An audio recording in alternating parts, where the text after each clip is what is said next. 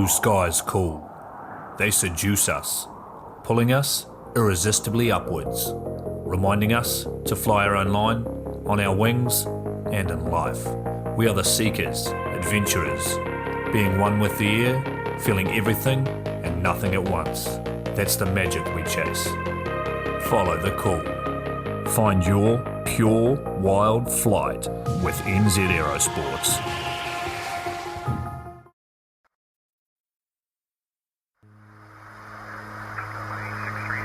Coming straight from the cockpit, it's another episode of Lunatic Fringe with the fucking pilot.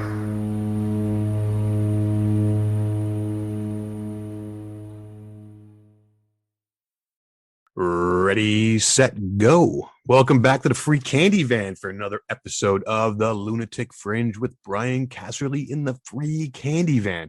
Today, we've got some pretty fucking rad people. And, well, I'm gonna stop right there and basically go for it. So who the fuck are you and what do you guys do? Hi, I'm Kimberly Bailey. And I am Per Bjørn Poulsen. And we are a married couple working in skydiving, and we call ourselves the Traveling Boogie. The Traveling Boogie, and that could be nothing farther from the truth. I love you fucking guys. Awesome shit. So, I don't know. I've run into you guys all over the place over the last year. I mean, you guys are fucking really well traveled. I mean, properly well traveled. But I mean, how did this all start? Like, what did you do to get into extreme sports? And is skydiving the only thing, or did it start someplace else? Let's start with you, Kim. Well, I went on my first tandem on my 25th birthday and then didn't do it again for 2 years. And then randomly one day I went with a friend, and after that I just couldn't stop doing it. It was great, and I can't imagine, my life being any different than it is now because of it. Huh. All right. So just the random 21st birthday tandem, and now look at you. Jesus. Yeah, here I am 4 years later. Fuck yeah. And what about you, Per? I was just thinking about it now when Kim was answering. I believe I started, I noticed I noticed wingsuit base jumping, proximity flying, back in, I think, 2008, something like that, 2009. And I saw it, and I said I had to do it. I don't believe I'm the only one who has said that. And after seeing those videos, but I just went for it, did my 200 jumps, got in a wingsuited a bunch, and base jumped a few times, and then put on a wingsuit and base jump. Jesus Christ. Just like, I got my bare minimum. Let's do it. Well, I got my bare minimum in base jump before wingsuit base jumping, but I think I had well over 1,000 wingsuit jumps skydiving before even base jumping. Oh, all right. I took that as you got your 200 jumps, basically had your C license, was like, just fucking it, I'm going to go do some proximity flight. It's definitely not the recommended way of doing it, the way I did it. I wouldn't recommend it to anyone because I had very limited base experience. But going terminal without a wingsuit on was terrifying to me. I do not know how to belly fly even. Like I only did the bare minimum of that, and then I felt very much at home in a wingsuit. So it pretty quickly made a lot of sense just to put on that wingsuit. I'm pretty sure I'm going to get some flack for that, but that's just the way I did it. Everyone's got a different path, and this just happened to be yours, and I think it's pretty fucking rad. Absolutely. Yeah. Kim, do you have any specialties that you're into, or is this basically just, anything that involves free fall?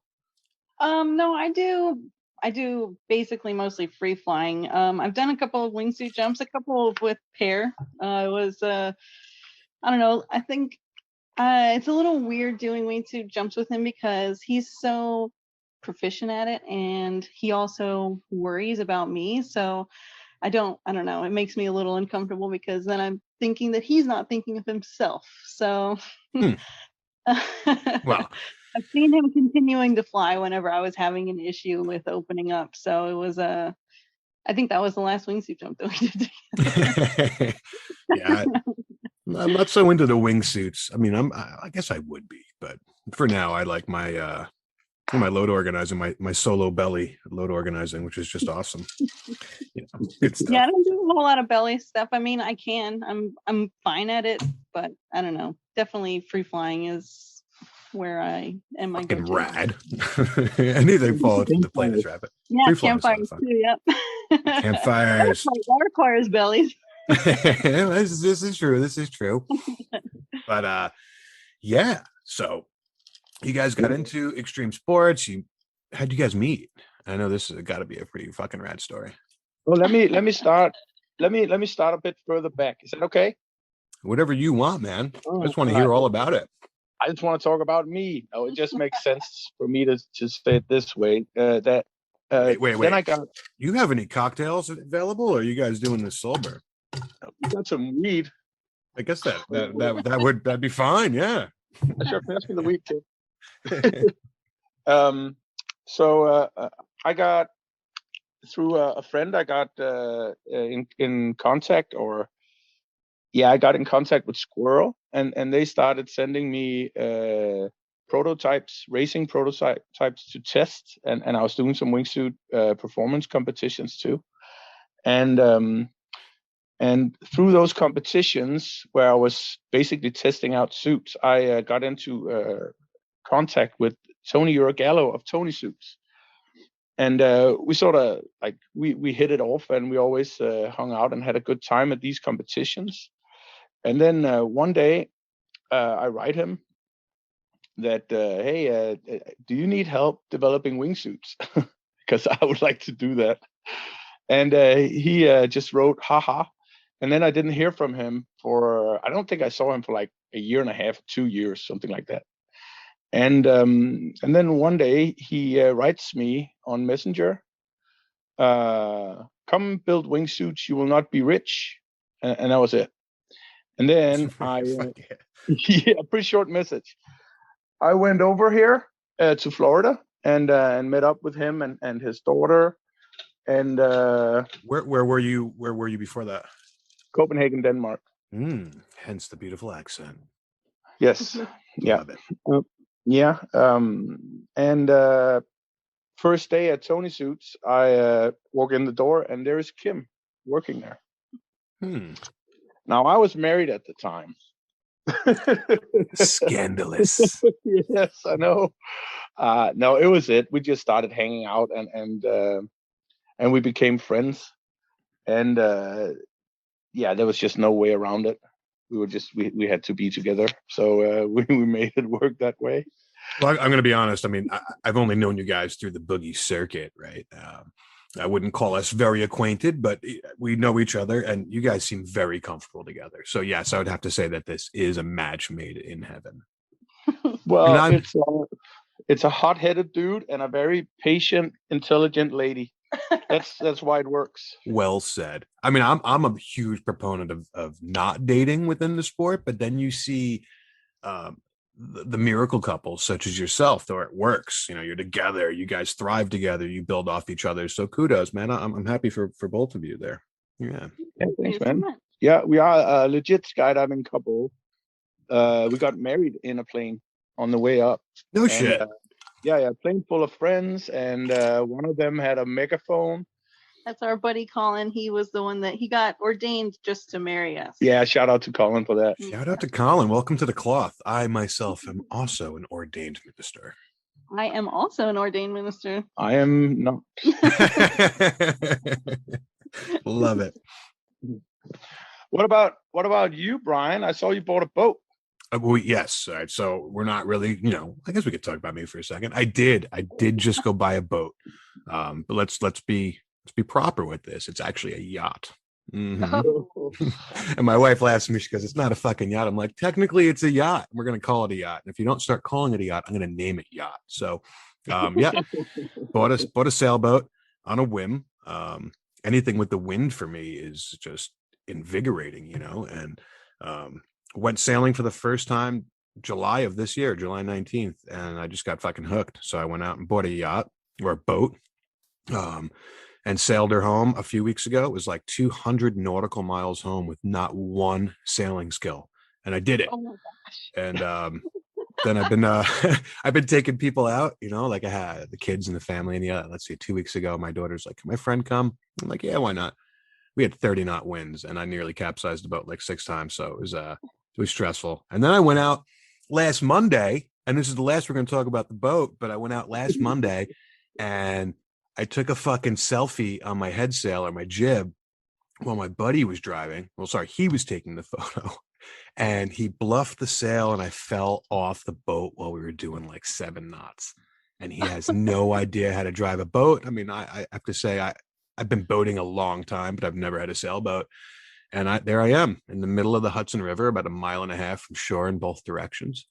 And the boat, by the time, well, it's a whole nother story, but he was holding on. I had to tell him to let go. He had like a tear in his eye, and then he finally let go. And by the time I popped my head out of the water, he had thrown me the life ring, and he was 200 yards away and screaming. And I'm like, "Fucking turn. And he finally turned the boat around. And I had not been drinking, of course. So he knew so little about boats that he doesn't know it has a rudder or a steering wheel or something he could grab onto.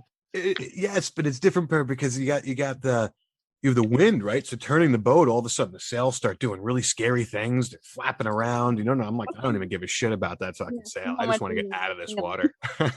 But I made it out. I was in the water for like 20 minutes. He got back to me, and I got out. No life vest, of course, and definitely stark sober. So that was a fun time. But yeah, so there's going to be a lot of sailing adventures coming up. I'd actually like to this winter get her completely prepped, and then maybe start heading down towards the Caribbean next year, in stages, of course. Take it a couple 100 miles, dock it, fly home, etc. Just keep doing it till I get it to the Bahamas. We'll see where it goes. You guys are totally welcome to come. Thank you. Are you just saying that because we got it on record? It's on record for sure. You guys want to come for a leg of that journey? I mean, you're gonna have to bring the pig. Pig's got to come, and we got to get to the pig. Dude, we took her sailing. Story with Queen recent. Dude, it was one of our last adventures when we were on our way to Alabama, Skydive, Alabama.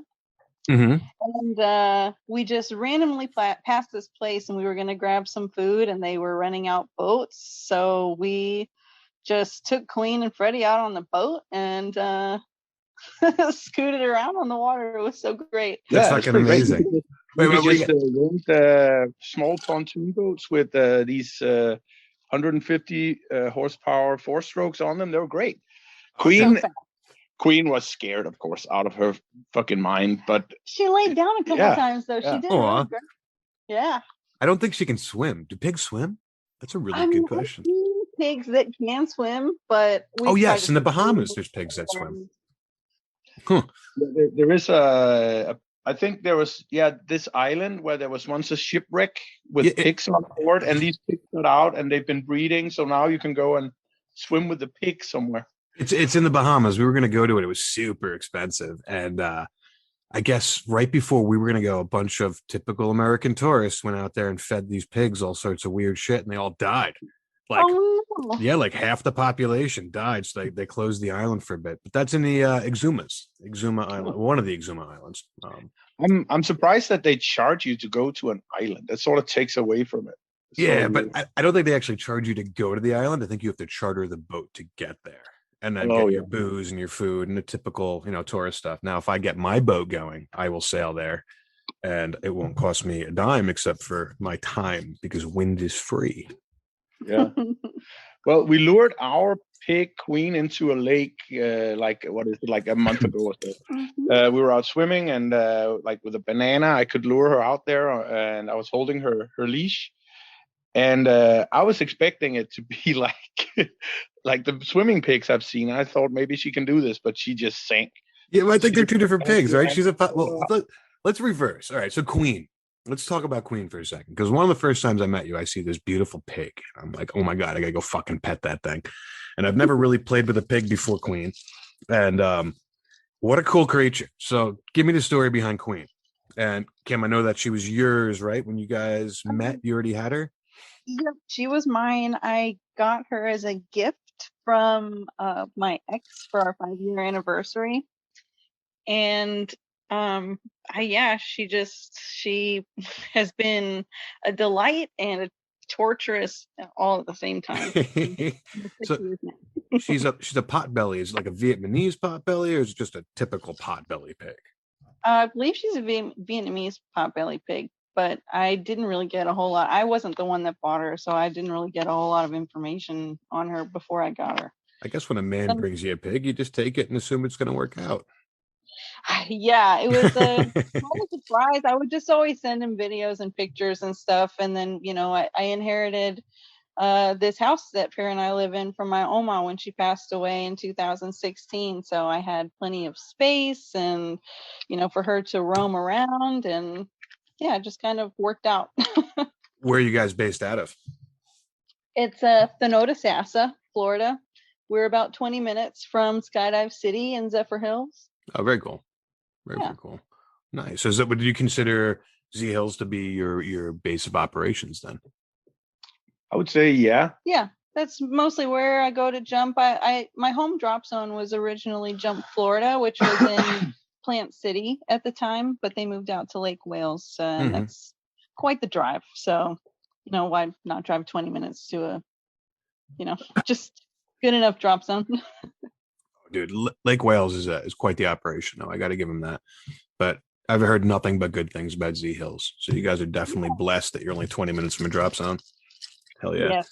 Yes, it is. Skydive City is a wonderful place. It is like a perpetual boogie from somewhere late November till well into January, I would say. Yeah. And then it starts tapering off. But you can show up like on a Tuesday and there's like 200 people. That's because everyone from New York goes there for jumpcation all winter long. You got half the ranch goes down. I mean, they get cross keys. It's like a good time.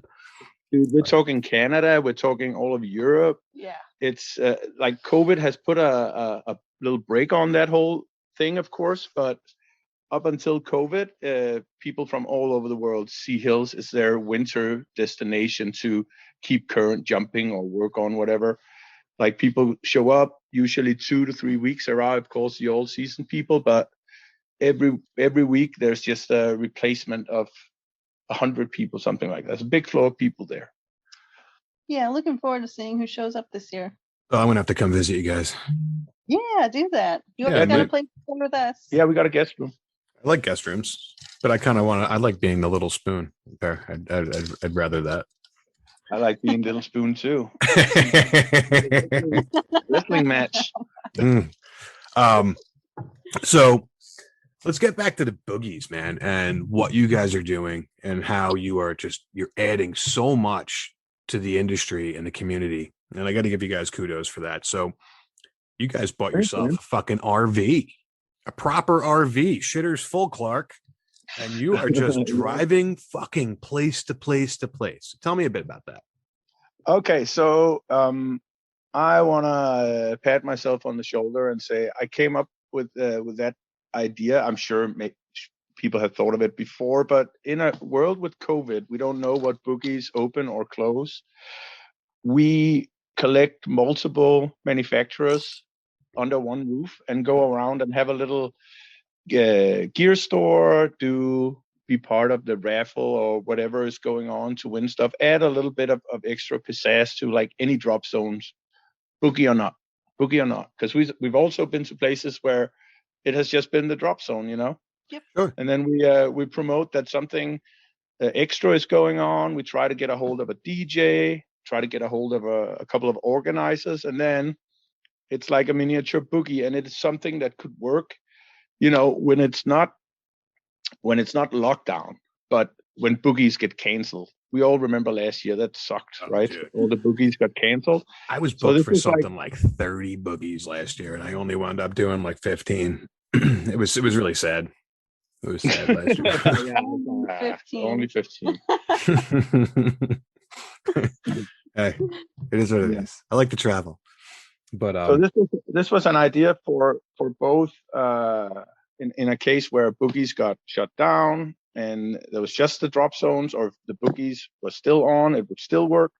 The original plan was that we were gonna some friends of ours were gonna join us, so we were gonna be 3 or 4 vehicles at any given time. But as these things often happen. You get a great idea and plan it with friends, and then people sort of bail out. And I also realized that every time we're talking about this, we were like drinking and hanging out, and then you go, yeah, let's do that. Hey man, best laid plans. Yeah, it ended up being mostly just the two of us. So Traveling Boogie, yeah, it wasn't really what we ended up doing.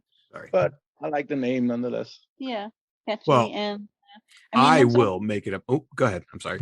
I'm sorry. No, I was gonna say there's always the opportunity to grow. Next year during the summer.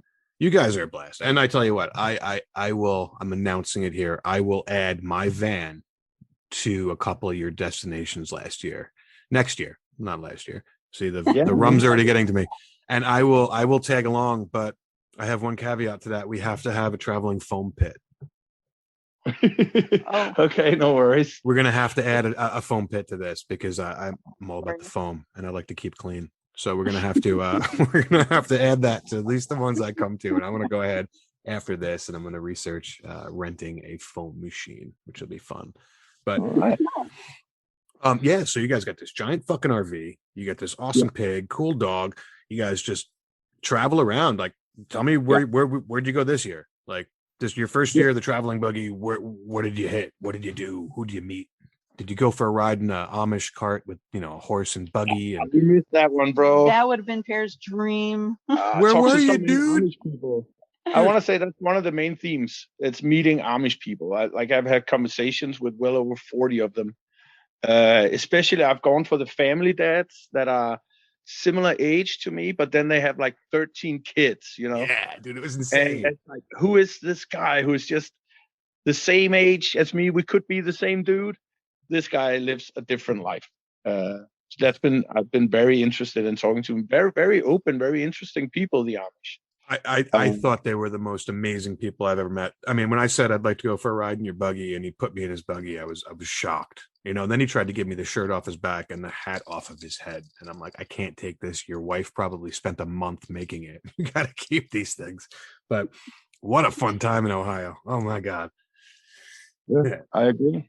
Yeah. I was very curious about did you notice the kids, none of them ride bicycles. They all have these, non-motorized scooters that they like run around on. Did you notice those? I didn't. I saw a few of those. I thought that was rather interesting as well. Yeah. It's somewhere like it's too much technology to put gears on something, I guess. I don't know. So they can only use what they make, and they can't make bicycles because they don't have the proper tools to make an actual bicycle. So they can make scooters. So that's what they make. That makes sense. I mean, but I've seen some of the stuff these people build, and they're quite good at craftsmanship. I'm sure they could figure out how to put something on a lathe and, cut gears into it and then make some sort of rope chain, perhaps. I don't know. Wooden chains. That's it, bro. Wooden chains. Yeah, don't work. Those don't work. I tell you what was really crazy was on the horse and buggy that I went on at the Cleveland Skydive Center. Shout out to Marcy for throwing a really awesome party and having an amazing drop zone. But they had a speedometer with lights on it. And I'm like, how is this allowed? And he's like, he wasn't quite sure how to explain it to me. And then he let me record him and his family. And I wasn't sure if that was allowed, but you could, if anyone wants to see that, it's on my Instagram, Pussfoot44. There's like a whole me going for a ride with some Amish people who were awesome.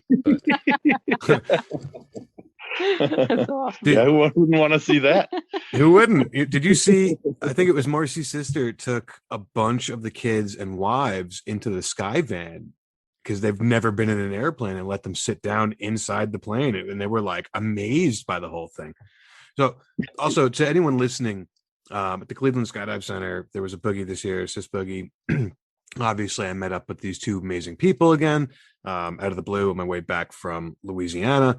But when I got there was just all these horses and buggies tied to a tree and like a ton of Amish people in their own section smoking cigarettes like bandits, by the way, and just watching skydiving. Like this is their just TV. They come out and watch, and they're totally welcome, and they're a really cool part of the community. And it was pretty fucking awesome to watch. So we're talking 100 plus on a weekend day, right? Oh yeah, 100 plus Amish people, and they're there from like not first load, but 10 o'clock and then till sunset, and they just sit there and eat snacks and just stare at parachutes all day. They are like, it's like I've never been to a place with that many spectators. So thank you, shout out to the Amish community for supporting skydiving. hell yeah. They are our biggest fans. It's there all day. Yeah, it's so cool. It is pretty neat to watch. I mean, you got to think about it. Like, they don't have TVs, and they've never flown, and they've never been in a car, and all of a sudden there's these motorized airplane bird things carrying people up, and people are just jumping out of them with these really bright colors. So I imagine if you had no entertainment, that must be, I mean, that's pretty awesome. I mean, it's awesome for me, let alone if I'd never seen anything fly, you know. Well, we're competing directly, entertainment-wise, with Granddad playing the violin or the fiddle under candlelight. So, kind of get it. Yeah, I love it. Gotta love it.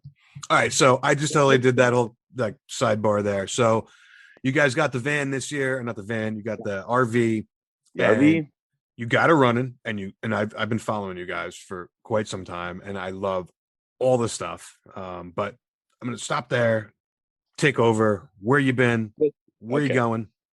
Yep. So the RV was originally Intrude Air and Aerodyne. They wanted to buy it, and then we just ride it around. But the whole it was taking too long. So in the end, I just we scraped up the money we had, and then we bought an RV because like, well, we might be able to use it in the future anyway. And we needed something. I mean, we're van life people. I would say we could do that, but with Queen, with the pig, you need the square footage. And a lot of gear, of course, we were dragging with us. We bought it 4 days before we had to go, so we didn't test drive it at all. And the engine started failing on the first day immediately. Yeah, we hadn't even made it outside of Florida yet, and we were very close, but we ended up breaking down. No, we stopped, and then it just wouldn't turn back on. That's right. Yeah. On the first day. On the first day, we stuck for like 5 hours waiting for AAA. We were like, did we make a mistake here? Oh no, we have no more money. But that was turned out to be a small thing. However, it has been like full of issues throughout the tour. We've only driven on back roads around this great country, by the way, which is very advisable to do. It takes a little while longer, but man, you see everything. Oh, I'm fucking right with you. Right with you on that. You meet an abundance of Amish people also out there on the road. Specifically this. So where was I? Meeting Amish people, taking side roads, which I only take side roads to Niagara Falls from where I live, and it's utterly gorgeous. But so side roads and meeting people, that's where we were. Yep. So it was bogged down by a ton of different issues, and we spent resources and time in between boogies at first, just trying to figure out what it was, because it could drive, but it would just not very fast, and sometimes it needed a break. And the people that we took it to, these were capable mechanics. They all ended up saying that basically it's a gremlin. I do not know what this is. I can't fix it like here and now. And after a few tries, we sort of just said, okay, we're just going to accept it. And then think of her as a horse. You know, a horse gets tired. It needs to stop and take a break. It goes at its own pace, more or less, you know, which is what this thing has done. And it has served us like great.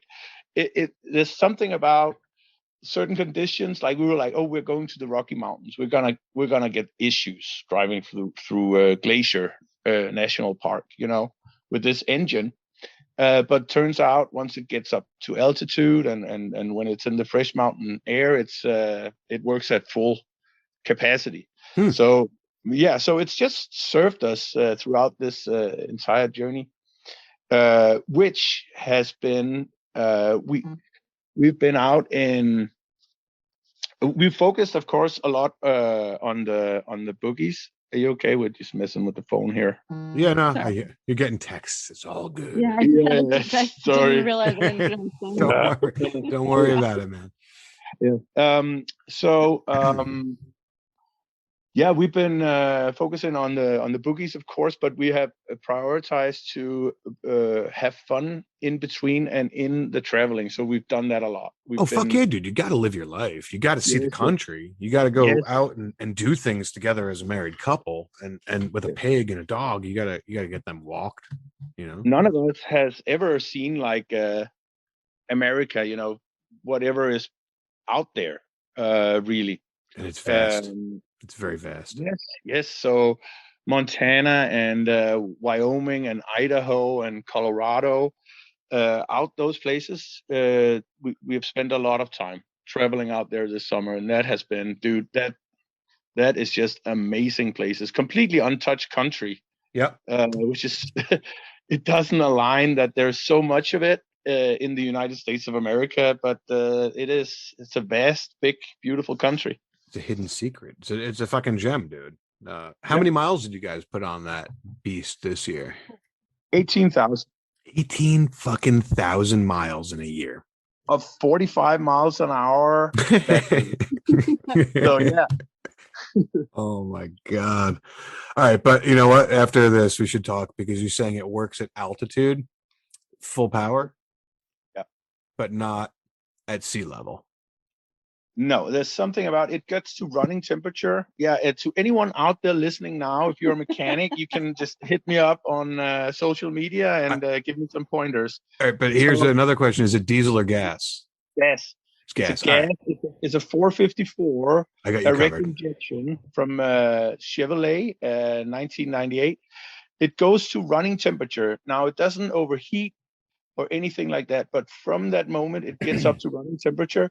It slowly starts bogging down, and that means it'll go to fewer and fewer RPM. And if I push the gas pedal too hard, it sort of just it skips. It doesn't even there's no. It'll stall out if you hold it down for too long. And it doesn't want to go. Yeah, so, backfire too. Yeah. I gotta ask: have you had a compression test done on all the cylinders? No. All right. So what's happening is, as you get up to running temperature, metal expands, and your rings are probably, how many miles are on it? Now it is 61,000. So that's not enough miles for what I'm thinking. But potentially, what's happening is as your motor heats up, it expands. Certain metals won't expand as fast as others, so perhaps you are getting some blow by at that point in time. And then when you're at cooler altitudes, with leaner air, things are more constricted, and you're getting more power. So I have a feeling that you need to have your cylinders honed, and it's not that crazy of a job, but I'm going to put you in touch with a mechanic, and you're going to get, he's also like my best friend in the world, and you can talk to him and he will walk you through what he thinks needs done. And next time you are in this area, I will make sure he takes care of you and does it for you. All right, cool, man. Because I've been looking for, on the road. It's very easy to find $130 an hour mechanic, Sure. But, that's the same as boating, man. a bigger project. I need something that's viable. Sure. Yeah. So thanks. Appreciate it. We definitely, we've been debating whether it was a sell her or keep her and fix her upper. And after this trip, we both agree we're going to fix her up. We fell in love with this RV, Fuck it. Did you always keep it? Like, dude, the boat I bought, there wasn't a goddamn issue with it, but I motor sailed the entire way home. And by the time I got home, I realized that she's leaking oil. And then when I looked at the engine, 1985 Universal M25, that the previous owner took the anti-siphon valve off of and just let seawater splash onto it for, I don't know, 85. So it's 36 years old. She's not serviceable anymore. So guess who's pulling an engine out this year just to change bolts? No, I'm excited about it. Actually, it's gonna be my boat. I'm gonna do what I got to do to make it my boat, the same way you're gonna do what you got to do to make your RV your home and your RV. You're gonna put your blood, sweat, and tears into it. Yeah, Oh, except yours is a boat, so it's going to be around 4 times as expensive. And not if you do it yourself and you know enough people. I'm excited.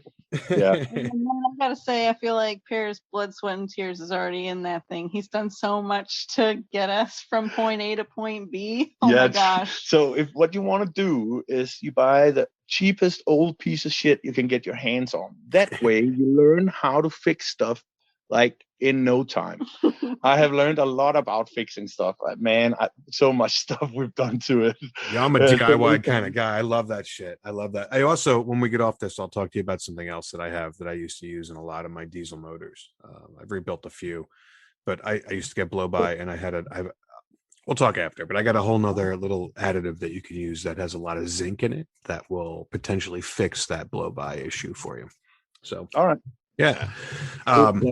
We'll see. So, how much are we supposed to talk about skydiving? Like, we barely talked about it. Do they chime in here to listen to skydivers talk about random shit? Our audience wants to know about us. This is, you got to imagine, we are, and Dean told me the best. We are now at a boogie, and the boogie has settled down, and it's me, you, and your beautiful wife sitting by the fire having a beer. And we're talking about our community, our lifestyles, and everything else under the sun. We want to know about you guys. Everyone knows about skydiving. You jump out of a fucking plane, you pull on your fucking yeah, it's fun. Everyone likes most aspects of it. I mean, isn't it the same conversation that repeats itself if you get too much into skydiving? Really? Yeah, man, it's all repeated. But look, what are we talking about right now? We're talking about skydiving and everything that goes with it. You bought an RV to go fucking skydive and travel around and make people smile. And I think that's pretty epic of what you two have done. I mean, you guys bought an RV to go to boogies or to go to drop zones where there are no boogies and bring that sort of levitivity to that drop zone. And that's all about skydiving. So really, we've only been talking about skydiving. Right? Yeah. Fuck yeah, man. So, all right, but let's get back to this. 18,000 miles of traveling this year. And how many boogies while I eat a Tums? Oh, how many boogies? I would have to count. Oh my gosh. You can just say a number. This is show business. Maybe 15, I think. 15 or 15. It's Hollywood magic, baby. 15 boogies, yeah. Yeah, we've 15 places. We've been gone for 3 months, and almost every weekend, besides one weekend, there was a boogie that we went to. However many that is. What did you guys hit out in Wyoming and Colorado, like when you were out like Northwest or Midwest? We actually took a couple of weeks off. There was what was it that was canceled somewhere with Travis, right? Was that it? Oh, yeah, we were supposed to go to Midwest, and that we ended up driving down through Wyoming and Idaho into Colorado from after we left Lost Prairie at Meadow Peak in Montana. We met this dude at Lost Prairie, which is, hey, shout out to Lost Prairie Boogie. Everyone should go to that boogie. I've heard I love a lot of places. That drop zone is so legit, and that is the oldest running boogie in North America or in America. Maybe, I don't know, maybe the world. This was number 54 in a row, the 54th annual boogie. That's fucking insane. Yes, and there is no reception out there. Yeah, if you go there, bring walkie-talkies. It's good. Well, I'm in communications. I've got a way to always talk to somebody and send my texts. It's very important. It's mind-blowingly beautiful out there. It's right next to, I think it's an hour away from Glacier National Park, something like that, the drop zone. It's in a valley. No reception.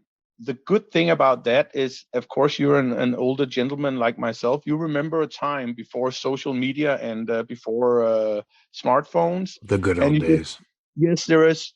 People go through, I think, 2 days of anxiety because they can't get a hold of anybody. And then the next 8 days, the remaining time of the boogie, they just engage with each other more. You walk around and you don't stare at your phone, which means you start talking to people. And it's glorious, dude. So that is a place I can recommend for everyone to go. I love when I can just shut my phone off. And now I can't because of all the things that I do that I absolutely need it. But when Facebook went down, was it 2 days ago? Oh my God, it was I didn't even notice. Honestly, I didn't even notice till the end of the day. it was like the best day I've had in like 2 years. I almost, if I could, I would just delete them all, but it would be so bad. No one would ever hear from me again. It'd be so sad. So, but it's wonderful. That's one of the things I actually like about sailing is when if my wife was down here right now, she'd be like, fucking him and his phone. Every time I get on the sailboat and I try to take a selfie, I almost kill us. So now I don't even touch it anymore because it's been so bad. But you know, that's one of the things I really like about it is no phone. Because if I touch the phone, we're gonna heal too much, or I don't know what's gonna happen. I don't even know the terms yet. So I'm not a sailor, people. I'm going to fucking be a sailor, but I'm not. Starboard. Starboard. Starboard. Okay. Shitter's full. Some lingo in here. Trying to make him look good. She sure is. You are, Clark. Mm-hmm. Oh my goodness. Something else we've been doing is that we've been as sort of I don't know why we did it. I think we started doing some video to do some promotional stuff for the Traveling Boogie and our sponsors, the manufacturers. I was going to bring that up. I was going to bring that up in just a second, actually. So I'm glad that you did. Yeah. We were supposed to record something, but you got nervous and we didn't do it. What happened there? Did I get nervous? I think your exact words were, I'm going to go have a drink and eat some dinner. And then my, everyone here knows my eczema was just so bad. I literally got in the car and drove home. But, yeah, and then we were thinking about doing it in Cleveland when I wound up just showing up randomly, but you guys disappeared that night, so I'm not quite sure what happened, but we need to do it. We couldn't, I think, well, it's, hey, hi, Marcy. Marcy and Logan's Drop Zone, they are not allowed to have people staying there at night, so we would like drive off in the motorhome pretty early with the animals and just go to sleep. You start to get fucked up at a boogie at night, and then we can't drive the RV around.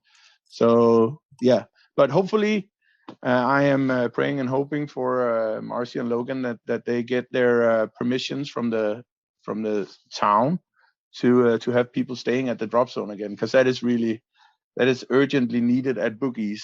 They're going to get just crash. You know, you look out there in the town they are the commerce. They are bringing in people from all over the area. They are generating a ton of revenue. The town has to give it to them eventually. It's just a matter of getting through the red tape and the bureaucracy. But if you look at that area, I mean, the only commerce that's really happening is them. I mean, I'm not going to visit that area, period, unless I'm going there to go skydive. So now you've got people from New York, Florida, California, every corner of the country is coming there in the world. I mean, people are going there because she has a fun, safe drop zone with some cool shit at it. So they're going to grow. Yeah. It's going to they've stepped it up this year. They got the King Air, they've gone from, that's what I would call, a small drop zone. It's the small Cessnas. As soon as you step up to a Caravan or something like that. Was it a Kodiak, right? Size. A Kodiak. Yes, sir. Sorry. It's a Kodiak. Yeah. So they've really become a bigger drop zone this year. Amazing spot. I had a blast. I mean, I've been to, same as you guys, I've been to so many fucking drop zones that they all become a blur. Matter of fact, the day before I met up with you guys, I went to Mike Mullen's place. So was that it's West Tennessee. Then I drove to Skydive, Tennessee, and the next day I drove up to you guys. 3 drop zones in 24 hours. That's crazy. Wow. That's a lot of driving, man. Yeah, no, that's it.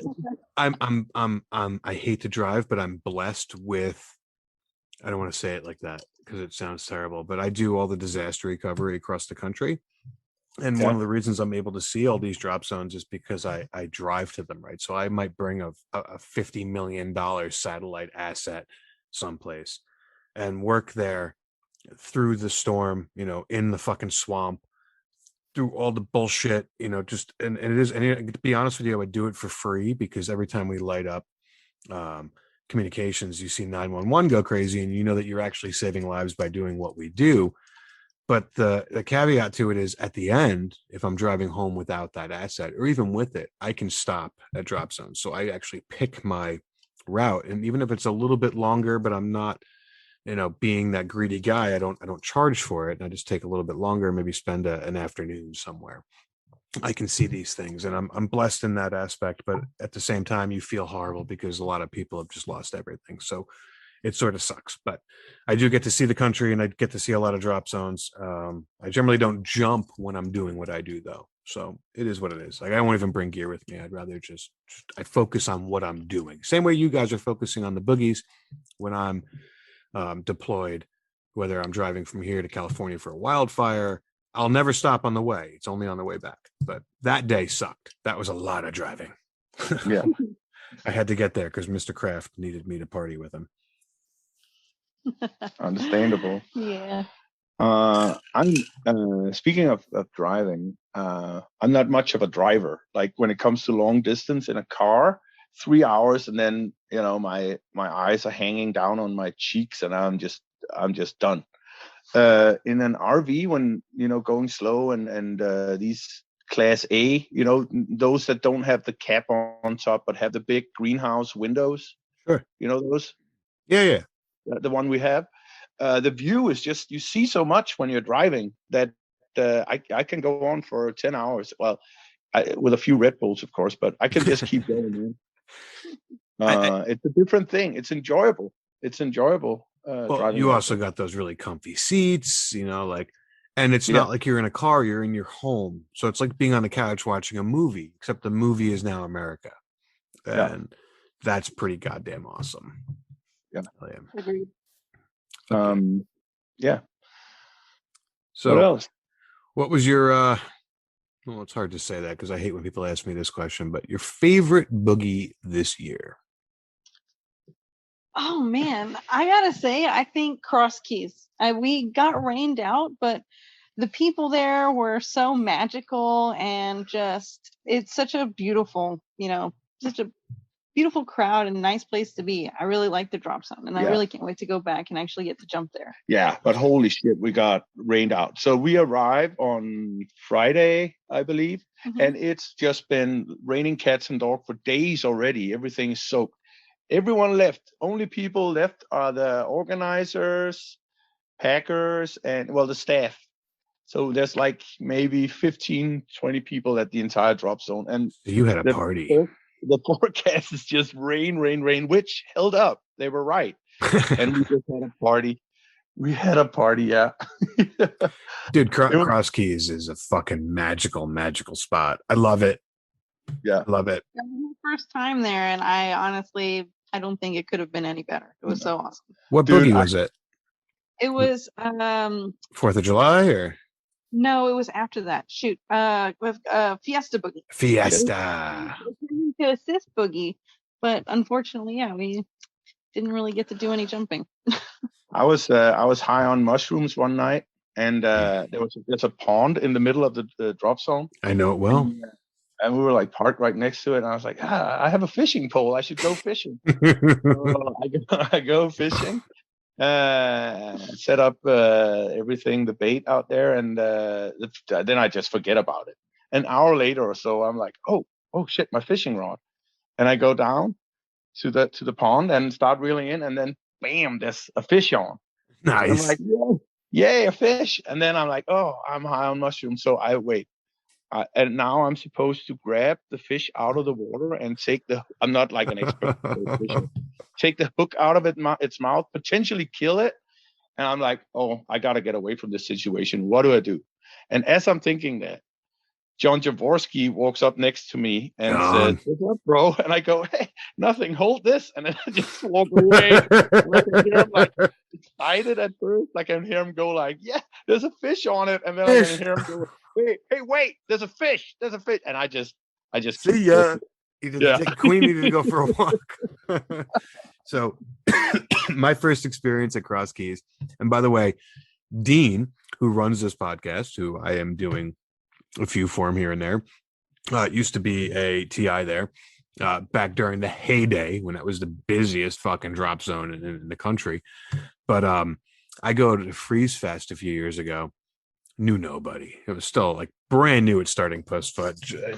I wound up getting there. I knew probably like 20 people, but had a Must blast. be hard for you to be such an introvert and going to places where you only meet 20 people that you know. Okay, Yeah, continue. such an introvert, this guy right here. But so I go there. I had a fucking blast, man. And people were so welcoming. I met the owners. They're amazing.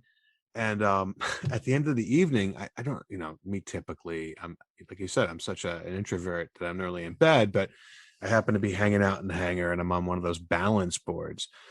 And I fell off the balance board and really got hurt, knocked the wind out of myself. And some nice woman picked me up and she like embraced me. And I had a tear in my eye because I was so hurt. And I'm like, all right, I'm going to go to bed.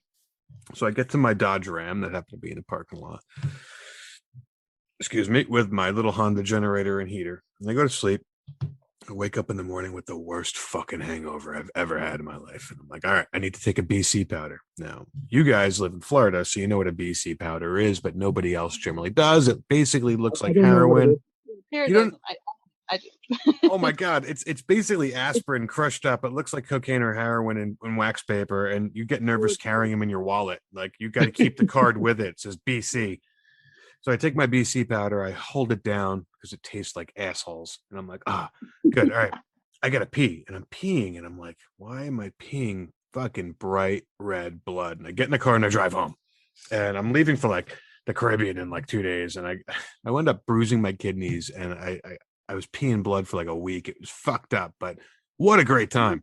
Yeah, they know how to party up there. Yeah. No, I had a fucking blast at that freeze fest. Party till you piss blood, bro. Yeah, I pissed blood. Oh my goodness, did I piss blood? But yeah, that was a fucking shout out to Cross Keys, man. You guys do a great thing. I mean, they're amazing. Did you guys make it to Sussex at all this year or no? No, we did not. Oh, we're gonna have to remedy that. How about Shenandoah? I know what none of those places are. Oh, we're gonna talk offline. Did you make it to Mike Manthe's places in Virginia? No. We didn't go to Virginia. We can tell you where we went instead of you getting every place on the planet. All right, let's do the list. Give me the list of where we went. Okay, Kim. Oh, me, okay. I don't Come on, remember. Kim. We need to know, Kim. We started off in Alabama. It was just a normal weekend. There was no boogie or anything. Fat Friday. Oh yeah, that's right. It was Yeah. Fat Friday. Shout out to Alfredo Neglect. DJ Alfredo. DJ Neglect is his name. Isn't it Fat Tuesday? No. No, Fat Fridays. My apologies. We just went back to Alabama last weekend, and there wasn't anything going on last weekend. So, Okay. but so we started off in Alabama, and then we went up to Chicagoland for the 4th of July, and then after that, we headed over to, was it the Falls afterwards? We went to Falls Fest. Did meet you guys in Falls Fest? Yes, I was there. Yeah, that's where you bailed, right? That's where you were sick. Yeah, this fucking condition sucks. We stopped in Cleveland twice. So you there? Yeah, and we went to, like we said, to Montana for Lost Prairie and Meadow Peak, and oh my gosh, where the heck else? South Carolina to Skydive Carolina. That was just a regular weekend. We tried to kind of put something together and get some organizers out there. I heard they're not going to be doing Carolina Fest ever again. Well, it's I don't know right about now. ever. Right now, we were just there, and you can't stay. I mean, you can park in the woods across the road to anyone who knows the drop zone, but anything on the same side of the road as the runway is airport property, and they say no alcohol, no camping. Being very Mormon about the whole thing. I would say so. No alcohol. Yeah, no alcohol in the drop zone. So we just had to smoke a bunch of weed instead. But I brought heroin. I talked to what's his name, the owner up there, Okay. Jorge. Yeah, and as with so many other things, it's a negotiation. So you never know, man. They might be up and doing that at next year. But jump wise, they're crushing it, dude. You just show up on a Saturday, there, and Mhm. it's like a boogie. Yeah. Just on a So- regular day. It's Yeah. full of people jumping. I'm going to So release a many- little bit of information here because that potentially might not be. I am working with another drop zone to put on something very similar during those similar dates in another drop zone. And I will let you guys know first before I announce it, but it is a very, very large possibility that we will next year be throwing a gigantic boogie somewhere in the Carolinas. Are you always this secretive with the audience? I feel like this is like the third time we have stuff that we're talking about after the podcast. Yeah, because it's not set yet, and I don't want to get anyone fucking excited. But once I have the goddamn rights to it, I will let you know, and I will let everyone know. But I would love for you guys to be there because you're fucking awesome. Yeah, Yeah, basically, thank you. because you're awesome and so handsome. You're so Fucking sweet. mustache. I know, man. You too. But Yeah. We met at North Prairie. I interrupted myself earlier. I think I got away from it. We met this dude there, Ryan. He's an interesting dude. Yeah. He, Brian with the camper truck. I don't know. No, he was on a motorcycle. He owns like a hot spring. What is it? A hot spring place hotel resort resorts in Lolo. Yeah, in Lolo. And in that resort, he lives in his house, which is it used to be a brothel. It's this beautiful mansion, I would almost call it, out in the mountains there. It used to be a brothel. I don't know if you know that movie, My Own Private Idaho. It's with Brad Pitt, where it's about fishing trout, I think, in Idaho. Brad Pitt's Pitt. character, I believe it's Brad Pitt's character. He dies. This is based on real events. He dies. It's gunned down. I seem to remember in. It's good. in It's called this The very River Runs brothel. Through It, and it takes place in Wyoming on a little bighorn. Yeah, great Yeah. movie. But Yeah. this is the real Brad This is Pitt the real- character. This is he died in a brothel, and that is that very building that this guy Ryan now resides. No fucking way. You could see like where the girls used to present themselves. There's like a big, huge living room when you get inside, and you can like there's a stage for the girls where they put a kitchen now. But like you can see all these things. There's a hot spring in the backyard. Dude, this guy was he was like in skydiving. You meet these crazy ballers sometimes, and this guy was one of them. Yeah. Like he hooked us up with a brand new Triumph motorcycle to go rip it up in the mountains, me and Kim, and Oh shit.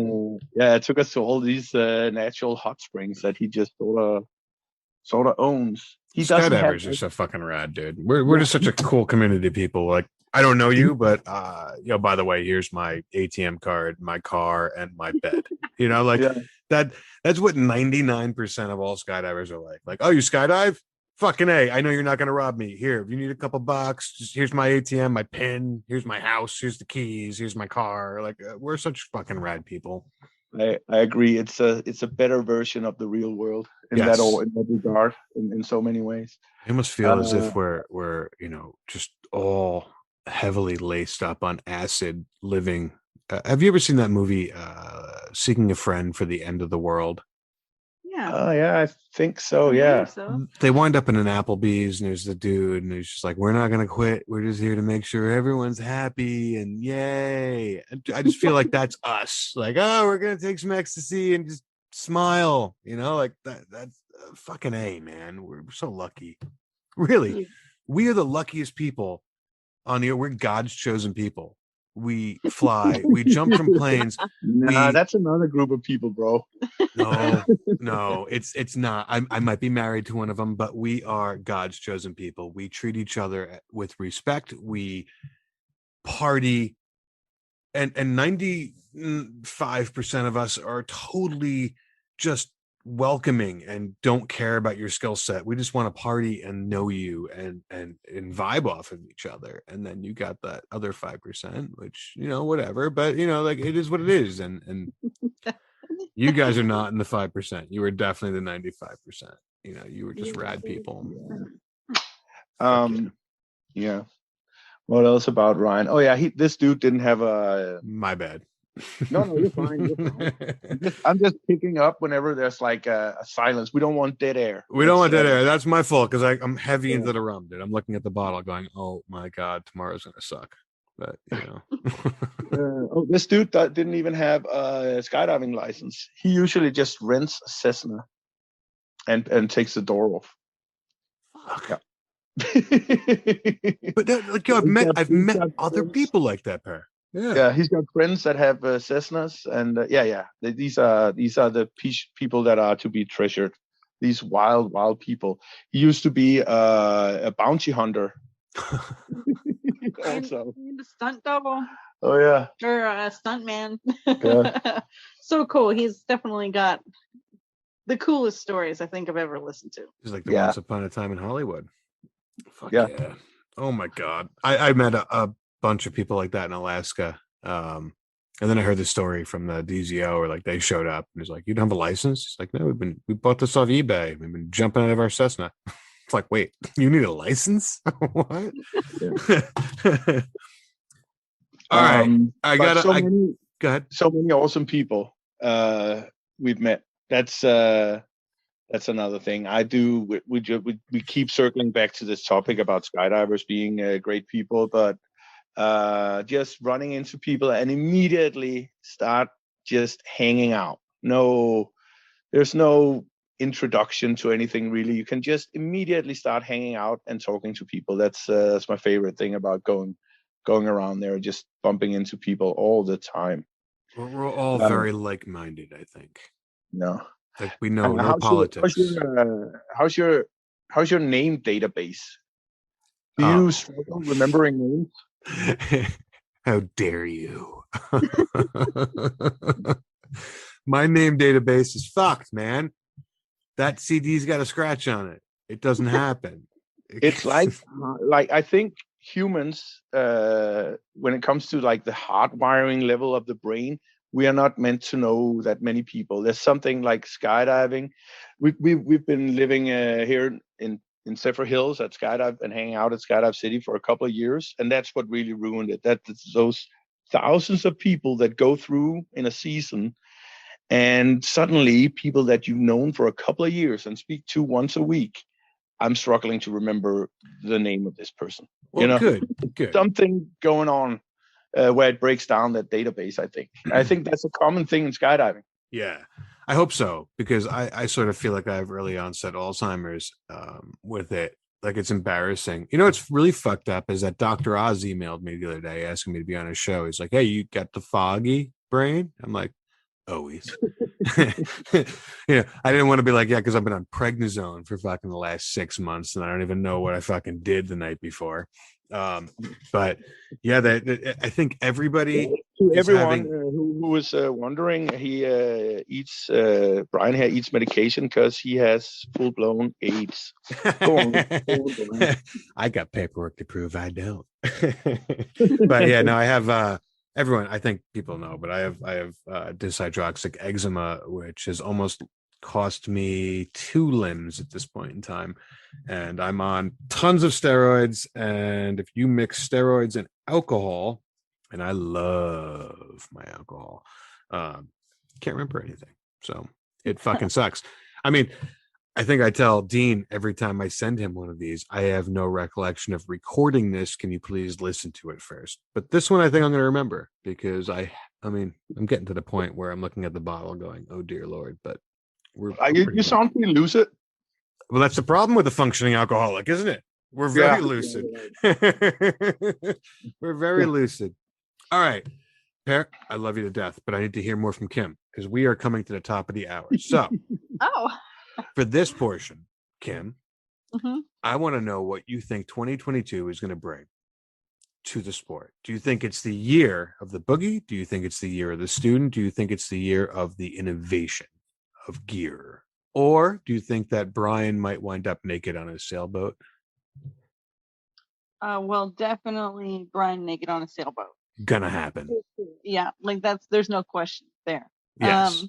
But I don't know, it's a great question, just because I mean, right before we left for the trip, I was I feel like I was a lot more involved in the skydiving community because I was working at Tony Suits, and but I don't really know if it's like the year. I mean, Squirrel, always puts out new stuff, and I'm hoping, that a lot of other companies do too, because who doesn't like new gear? But I gotta say, I think there is going to be a lot more students. I see a lot more people coming into the sport, and I'm really hoping that a lot of those are going to be girls. It would be really nice to see a lot more girls on the drop zone. I've noticed it over the last couple of months, before we left Z Hills.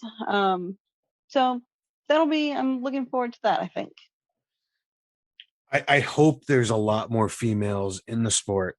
As you guys know about my daughter, right? Yes.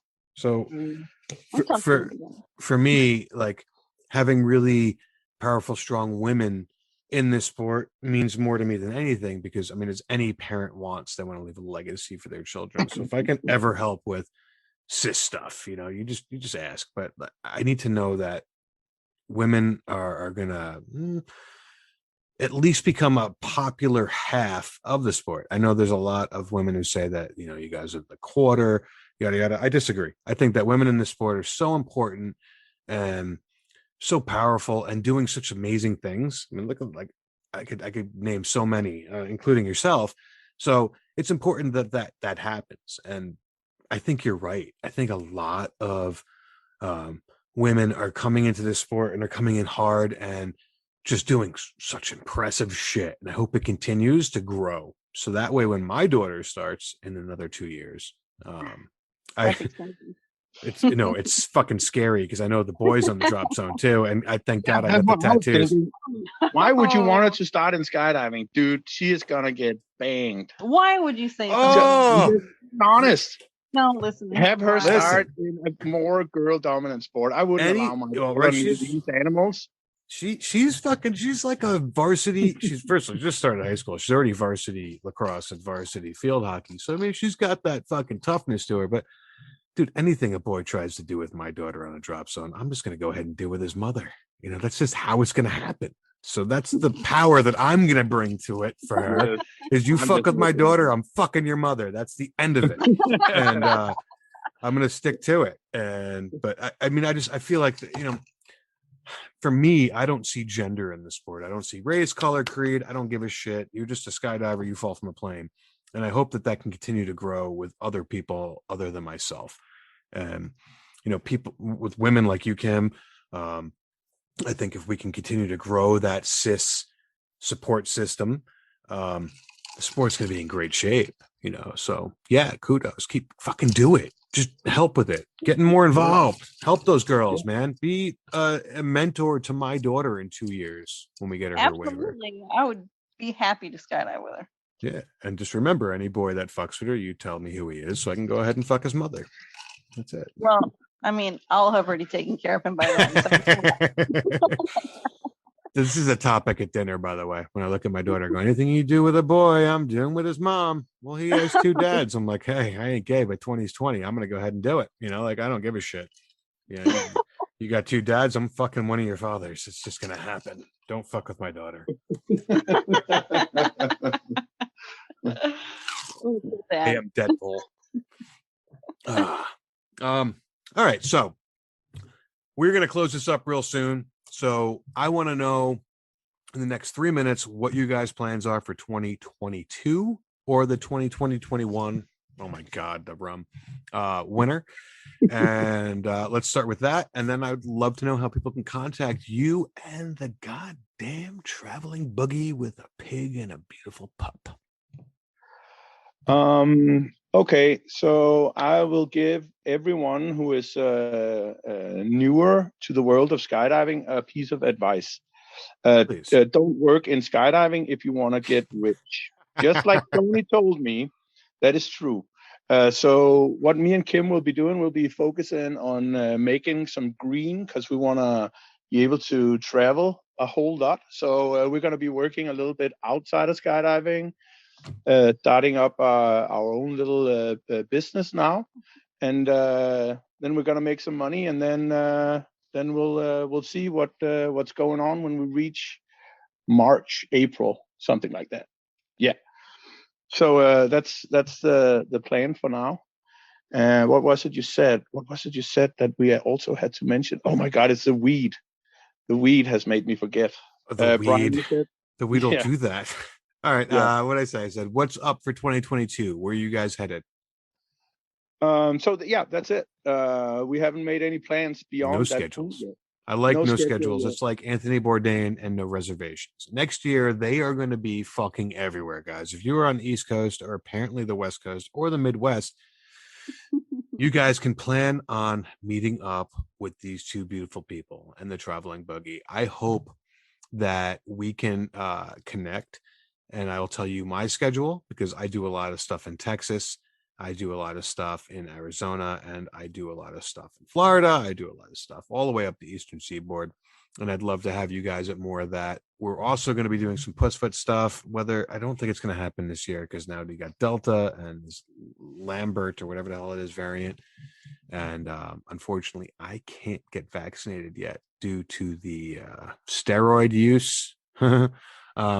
So I got to be very careful with all of that. And I'm not sure if I'm going to throw a boogie, but I would love to just join you guys on the East Coast next year and help you out. Plus, you're going to start your YouTube channel. And let me just tell you something, man. There's not many people with a skydive YouTube channel. It's the same way that I today started a sailing YouTube channel.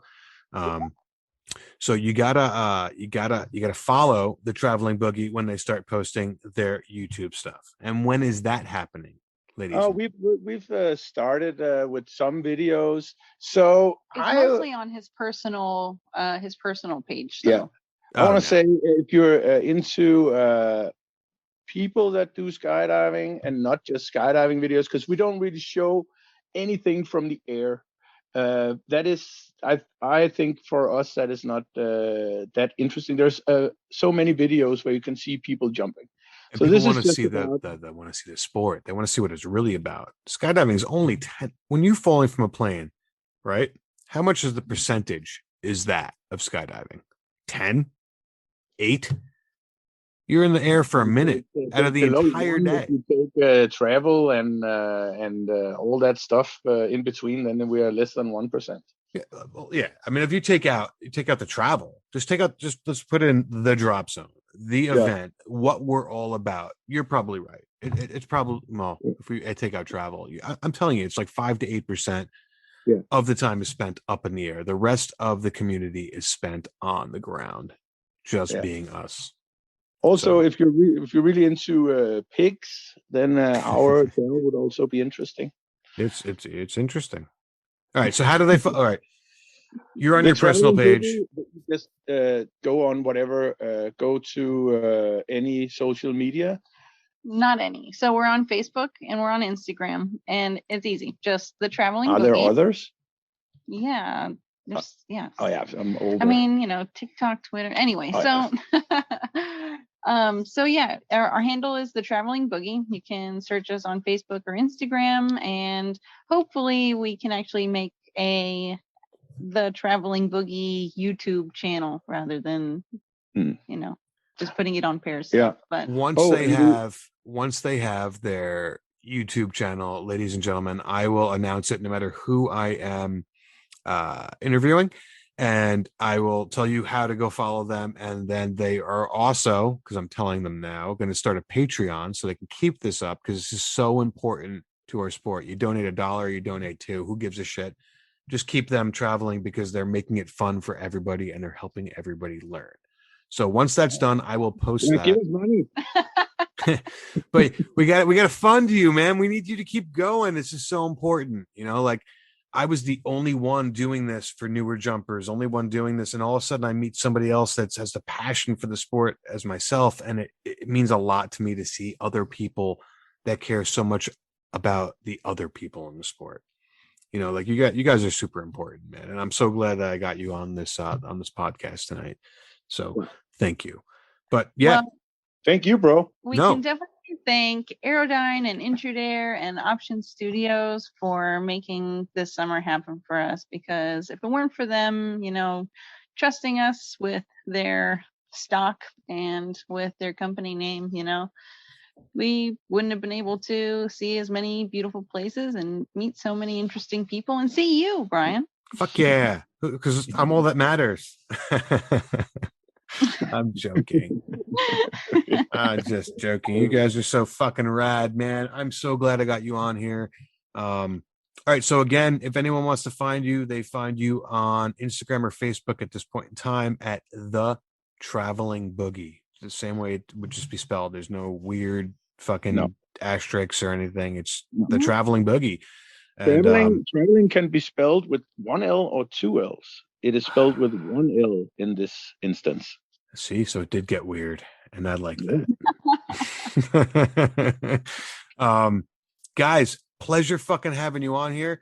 I'm going to go ahead and give all of our sponsors a shout out now. So Icarus, thank you. Oregon, thank you. Mirage, thank you. And Cookie Helmets, thank you. LMB, you fucking rock. Everybody, I hope you enjoyed this. I plan on having them back on here as much as fucking possible, because these stories could go on and on forever. We have so many. So many. So let's do this again in 3 months. You guys cool with that? That sounds great. Fuck yeah, dude. And next time I want to hear that pig squeal. Wah, wah, wah. Where is she, I wonder? I don't know. All right. Well, All right. Thank you. It was really great. And there you go. Another episode of Lunatic Fringe Into the Void in the can, brought to you, as always, by, that's right, NZ Aerosports. Fuck yeah. Brought to you by Summit Parachute Systems. Head to summitparachutesystems.com. You can check out the badass pilot rigs that Jarrett Martin and the family are cranking out over there, as well as the incredible rigging courses that Jarrett gives. As for me, I am the fucking pilot. Head to thefuckingpilot.net or theprincesspilot.com, where you can find links to all the previous podcasts and both the books. We'll see you next time.